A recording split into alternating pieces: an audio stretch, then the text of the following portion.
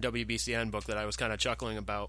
The reason that you had written it, and this is actually, I believe it's in the pretext of the book, was your wife had said to you, well, maybe they'll get Stephen Davis to write this, and your reaction was pretty much, fucking bullshit, I'm writing this.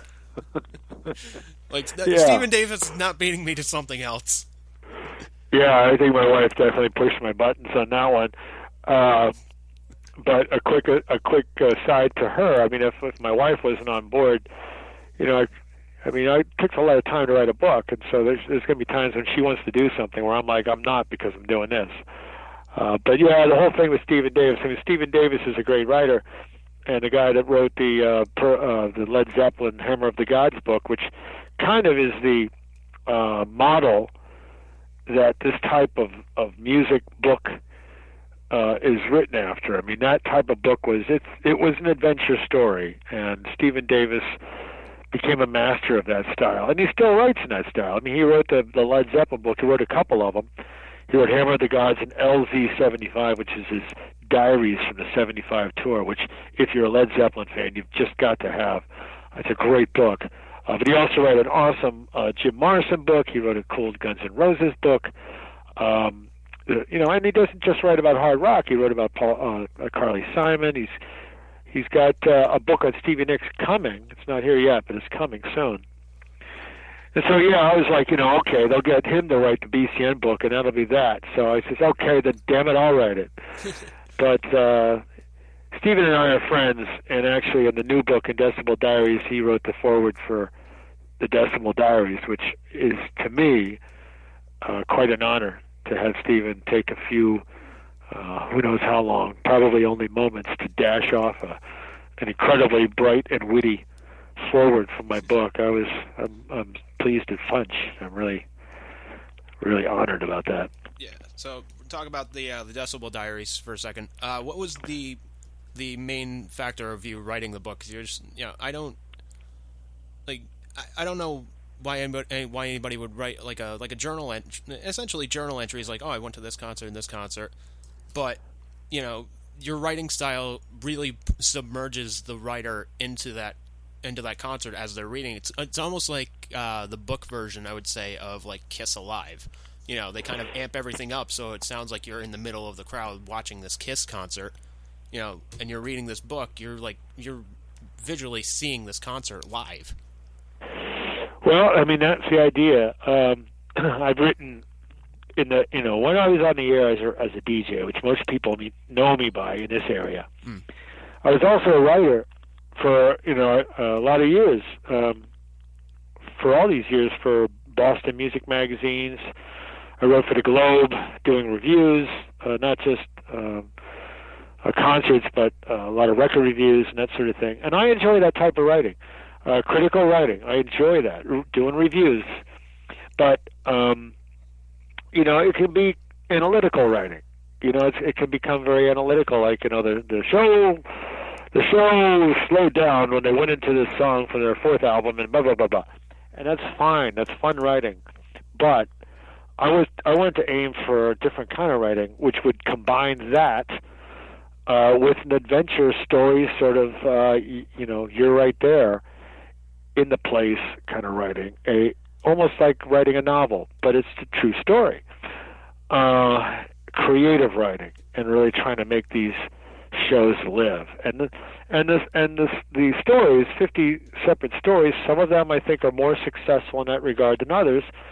Some are a little more descriptive the night of, and others may be a little more descriptive of the facts of the matter, like the fact that the band was going through something that wasn't necessarily at that show, which leads into the show. I don't know if I described that well. But there's different styles of writing and the different stories. But each time I tried to aim for something that, like someone who's not necessarily into reading about or reading a record review or a music review would actually read this book and go, this is funny. This is great. My wife doesn't necessarily read music magazines. No, she likes Good Housekeeping and all that stuff. but she's reading this book and she digs it because she goes to rock and roll shows, and so that's kind of what I'm trying to aim for. Don't want to write it as an interesting story for any reader. So there's a couple of chapters in the new book that actually stick out.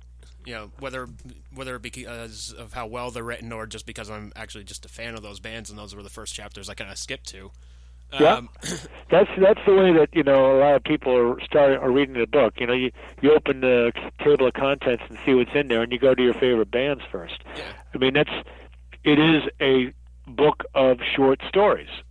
Each of these shows these chapters are 2,000 words, and so they're nice bite-sized pieces, and you can go and eat your favorite cookie. Exactly. They're kind of like little White Castle burgers, if you will. Yes, there you go. You read a couple of them and not feel full. But probably the first one that I actually went and read was your chapter on Aerosmith, which that's like pretty much like the bottom of the barrel. Like Aerosmith, they were one of the biggest rock bands in the world, and on this night, it just seemed like everything had just kind of fallen apart. At this show, Steven Tyler collapses. I think it was after like 30 minutes or so of performing. He got in like 45 minutes to close to an hour, but it certainly wasn't the whole show. Yeah, it's writing about the worst show that I ever saw Aerosmith do is pretty much different than any other story in the book, because the others are great shows and great moments. There's some weird things that happen at some of those other shows, but this one was really clearly. I made the comment, and it's true, that every other time I saw Aerosmith, which is many times, they played better. So this is the worst time I ever saw Aerosmith. But the purpose in writing about the worst show Aerosmith ever did is to set the bar low, which shows you how high they eventually rose, because they came back to be a mega-selling album with new generations of listeners after that point. They had to do what Billy West did, unfortunately. They had to go the limit, go to the bottom, taste that before they could actually get it together to pull themselves out. And the fact that they did pull themselves out is one of the greatest rock and roll comebacks of all time, maybe the greatest. And if you don't know that and you read that story, you get a sense for the fact that, I didn't realize they were that bad. And you might be loving Aerosmith these days and never realize that they had actually almost passed this mortal coil, if you will. And that was bad. And, that wasn't the only bad show they did back then. That was the only bad one I saw. Because of that, because they hit bottom, they were able to turn it around. And so I think in that regard, it's valuable to write about that worst show I ever saw. And I said, Steven Tyler, Joe Perry, those guys are friends of mine, and I don't feel weird writing about that because they're pretty honest in their books too. I mean, Tyler doesn't pull any punches with how, so the bonehead moves that he made, and how, I told Tyler, I said to him, Tyler is unbelievable. When you talk to him, he is like a firecracker. I mean, he just never stops. I said, why did you ever think that you needed drugs? I mean, my God, you're 5 times faster than any human I've ever met already. You're the Flash. Yeah. Why do you need anything? Yeah, I mean, you read Steven Tyler's book, for example, and it's like, it's almost like your mind is just playing pinball. It's just going from one thing to the next. It's like, slow down. Can you go back? No, wait, stop. Slow down! Yeah, it can be a case of sensory overload. You kind of have to put the book down for a while every once in a while. He's got so much going on, and he zips back and forth between ideas. But isn't that interesting that you get a sense of the personality of the guy by the prose that he writes and how he writes it? But yeah, I mean, I sense that, and I see that you sense that, and other people have made that comment. So that's just the way he is. You get that by reading that book. And Joe Perry is honest about where he went, and I'm really proud of Joe because Joe he was really messed up for a long time, and he's come back so strongly, and the fact that he actually got a book together, which is really good, and it's a nice compliment to the Tyler book. And then I should, just because I'm mentioning all this, Joey Kramer wrote a decent book too. Those guys are all honest about where they were, it's not like they could hide anyway, right? Yeah, Everybody knows. Everybody knows them. Yeah. But it was kind of interesting though, just reading that chapter and just hearing like the type of player that that the replacement guys were. It's Rick Dufay and I'm spacing on the other guy's name. Oh, Jimmy Crespo. Jimmy Crespo, thank you. So you're like the Eddie Trunk of classic rock. You know all this stuff like right off the top of your head. You do your research and whatnot, man. Me, I'm just lazy. Well, yeah, but every once in a while someone will ask me a question, and it's that moment that all thoughts flee, and I just like, if I were on like Jeopardy and they had the final Jeopardy was like some classic rock question, that would be when I fail. Yeah, when the pressure's on, right? I don't know. It's like I've done a bunch of book signings, and people inevitably in each one, because I open it up for questions, people always ask, how do you remember this stuff? And I don't know. I forget a lot. I just think that everybody, I would think everybody has a particular interest. And for a lot of guys, it's sports. And they remember stats. They remember players. They remember who won the World Series or who won this or that. Well, I don't remember that stuff. I can't remember anything in sports. But I can remember a lot when it comes to music. That's stuff I read about and I retain. And then it's like exercising. I work with this stuff every day on the radio, so I'm using this knowledge, so it doesn't like go away. It gets, I kind of put my fingers in the soil and sort of move it around a little bit, and it stays fresh. And so I'm not losing this information. And then stuff that I kind of thought, I seem to remember that this was that way. I go research it just to make sure that my facts are straight. And a lot of times, when you recall these stories, the biggest